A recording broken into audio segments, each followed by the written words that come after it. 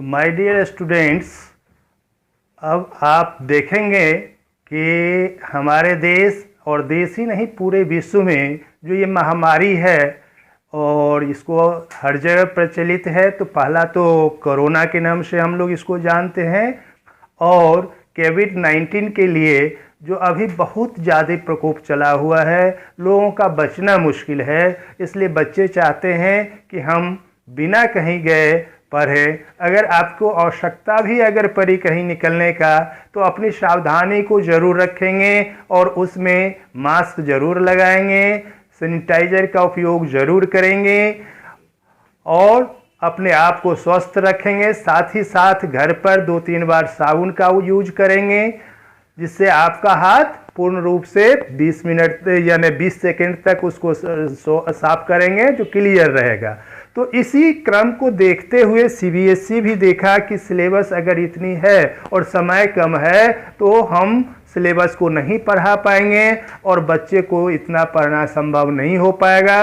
इसलिए सिलेबस को examination point of view से सीबीएसई के द्वारा भी कंडेंस्ड कर दिया गया है। हर एक चैप्टर से कुछ न कुछ को ओमिट किया है। चैप्टर नहीं रिड्यूस किया गया, लेकिन उसी चैप्टर के कुछ कुछ पोर्शन को रिड्यूस्ड कर दिया गया है। तो आप चूँकि आप 12 पढ़ रहे हैं, तो 12 के बाद आपका बहुत सारे कॉम्पिटिटिव एग्जाम आएंगे, तो उसमें तो आपको थ्रोली देखना ही होगा।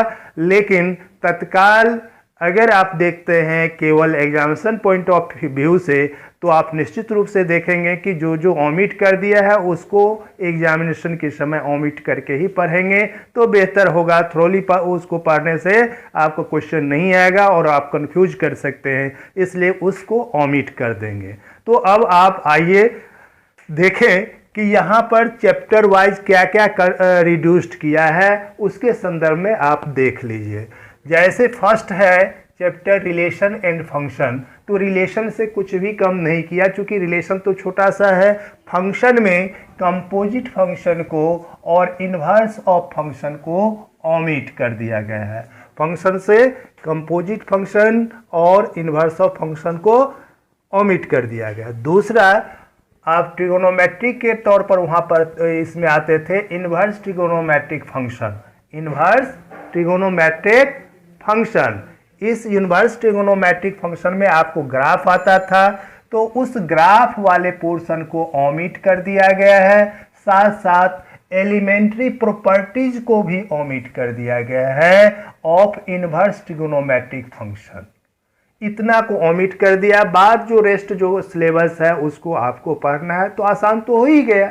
वैसे भी ट्रिगोनोमेट्रिक ये आसान था, फिर भी और आसान कर दिया। अब थर्ड में हम लोग अलजेब्रा में देखते हैं, तो अलजेब्रा में 2 चैप्टर पढ़ना है, मैट्रिक्स और डिटर्मिनेंट। तो मैट्रिक्स में देखिए कि क्या क्या हटा दिया है। Existence of non zero matrix whose product is the zero matrix, इसको ओमिट कर दिया गया है। अब प्रोडक्ट जीरो मैट्रिक्स के रूप वाले क्वेश्चन नहीं आएंगे। इसके बाद दूसरा हटाया है concept of elementary row and column operations, जो ये थोड़ा सा कठिनाई होता था इसमें, तो इसको आपको हटा दिया। अब आप फ्री हो गए एलिमेंट्री से, अब आप आसानी से इसको सॉल्व कर सकते हैं। तीसरा, prove of the uniqueness of inverse if it is exist. अगर यूनिकनेस वाला जो प्रूफ था उसको भी ओमिट कर दिया है। तो ये 3 पोर्शन को यानी ओमिट किया गया है मैट्रिक्स से, तो मैट्रिक्स का पोर्शन खुद ब खुद आसान हो गया।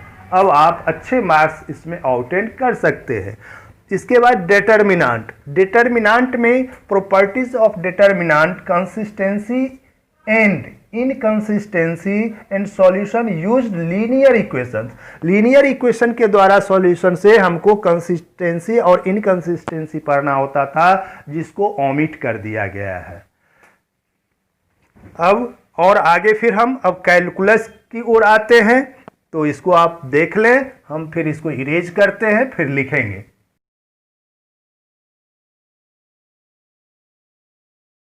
हाँ, तो तीसरा चैप्टर जो आपका था कैलकुलस, जो मेन चैप्टर आता था 12 के लिए मेन चैप्टर, जो 44 मार्क्स क्वेश्चन 44 मार्क्स का क्वेश्चन आता था उससे, और स्टूडेंट इस पर डिपेंड होता था, तो उसमें से भी कुछ को ओमिट किया गया है जिसकी आवश्यकता जनरली नहीं होती थी, उसको ओमिट कर दिया। जैसे इसमें कैलकुलस में दो तरह का कैलकुलस होगा, एक डिफिनिट और कैलकुलस, एक हो गया डिफरेंशियल कैलकुलस और दूसरा इंटीग्रल कैलकुलस।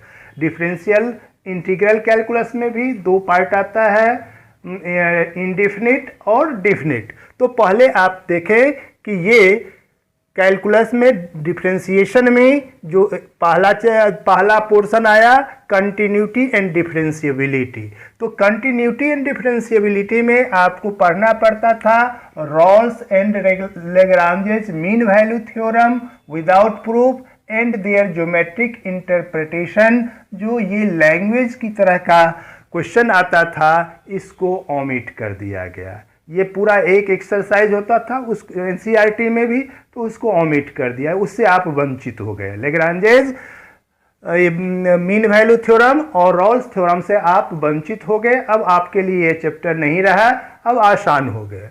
अब दूसरा एप्लीकेशन ऑफ डेरिवेटिव, जो लैंग्वेज प्रॉब्लम होता था जिसमें रेट ऑफ चेंज ऑफ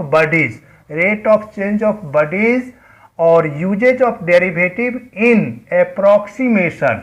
ये अप्रोक्सीमेशन और rate of change of bodies ये दोनों को ओमिट कर दिया। तो बचा क्या उसमें, मैक्सिमा मिनिमा बचा, और भी बच गया कुछ जो सिंपल है, और इसको ओमिट कर दिया। तो आपके झंझट से इसको भी ओमिट कर दिया।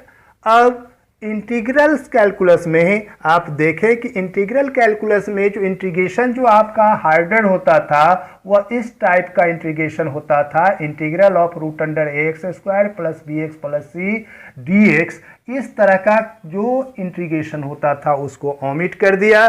साथ साथ इस तरह के इंटीग्रेशन पर जो भी क्वेश्चन आता था उसको भी ओमिट कर दिया गया है।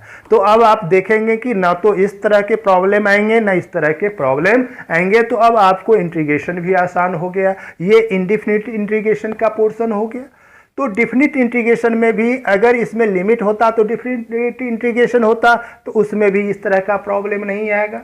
अब डिफिनिट इंटीग्रेशन में हम लोग और एक और पढ़ते थे, definite integrals as a limit of a sum, उसको भी ओमिट कर दिया गया। इसके बाद एप्लीकेशन ऑफ इंटीग्रल्स। तो एप्लीकेशन ऑफ इंटीग्रल्स में हमको एरिया पढ़ना होता था। तो उस area between any of the two above said curves, दो कर्व के बीच का जो एरिया निकालना होता था उसको हटा दिया। अब सिंपल कर्व का एरिया निकालना रह गया, जो आसान कर दिया। इसके बाद डिफरेंशियल इक्वेशन। तो डिफरेंशियल इक्वेशन में जो पहला एक्सरसाइज होता था जिसमें सॉल्यूशन दिया होता था और आपको उसका डिफरेंशियल इक्वेशन डिफरेंशिएट करके बनाना होता था, तो उसको हटा दिया, इसलिए कि उससे क्वेश्चन भी नहीं के बराबर ऑब्जेक्टिव क्वेश्चन आता था, क्योंकि वह बहुत ही आसान होता था।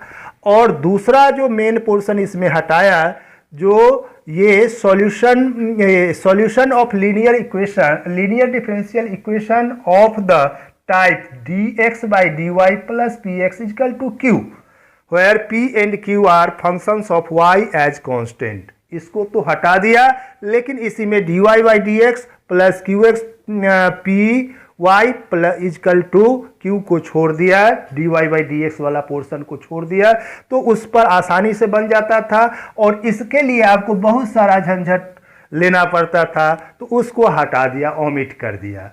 लेकिन आप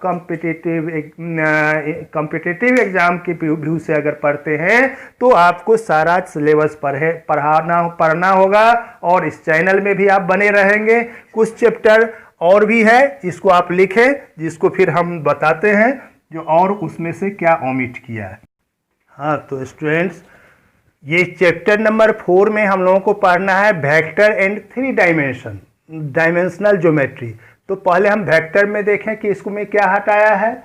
तो वेक्टर में scalar triple product of vectors, दो इसको हटा दिया है, तो वेक्टर आप आसान हो गया। Vector triple product of vectors को ओमिट कर दिया गया है, इसको हटा दिया गया है। एग्जामिनेशन पॉइंट ऑफ व्यू से इसको नहीं पढ़ना है। इसके बाद हम लोग 3 डायमेंशनल ज्योमेट्री में इसमें angles between 2 lines, angles between 2 planes, angles between a line and a plane, इस तीनों को हटा दिया गया है, रिमूव कर दिया गया है। उसके बाद जो बचा उसको पढ़ना है। अब हम लोग आते हैं लीनियर प्रोग्रामिंग। एक क्वेश्चन इससे निश्चित ही रहता है एग्जाम में। तो लीनियर प्रोग्रामिंग में क्या ओमिट किया है, तो इसमें mathematical formation of linear programming problems, यानी कि लैंग्वेज प्रॉब्लम को आपको ओमिट कर दिया, जिससे कि मेन आपको ये लीनियर प्रॉब्लम का क्वेश्चन को, प्रॉब्लम्स को, प्रोग्रामिंग के प्रॉब्लम्स को आपको फॉर्मेट करना होता था, बनाना होता था। वो झंझट आपका खत्म, वह सीधे आपको सब कुछ दिया रहेगा, अब आपको सॉल्व करना है। लैंग्वेज आपका खत्म हो गया। और उसी में एक केस आता था जब हम सॉल्व करते थे तो अनबाउंडेड में, जिसके लिए ग्राफ के बाहर हमको अनबाउंडेड एरिया को हमको देखना होता था, तो उसको भी ओमिट कर दिया। अब जो बाउंडेड एरिया होगा उसी का हमको पोर्शन देखना होगा, इसलिए इसको भी आपको लीनियर प्रोग्रामिंग को भी आसान कर दिया। अब हम लोग आते हैं प्रोबेबिलिटी में। तो देखिए प्रोबेबिलिटी तो क्लास 10 में भी पढ़े, 11 में भी कुछ पोर्शन पढ़े, 12 में कुछ पोर्शन था जो mean variance of random variable और बाइनोमियल प्रोबेबिलिटी डिस्ट्रीब्यूशन करके था, जिसको हटा दिया। अब उसको हटाने के बाद अब बहुत ही आसान हो गया हुआ प्रोबेबिलिटी, और आप आसानी से उसमें अच्छे अंक प्राप्त कर सकते हैं अगर थोड़ा सा ध्यान देंगे और मेरे चैनल पर अगर बने रहेंगे तो आपको बहुत अच्छे से अच्छे अंक प्राप्त हो सकता है, बशर्ते कि आप कंटिन्यूअसली मेरे चैनल से जुड़े रहें और देखेंगे।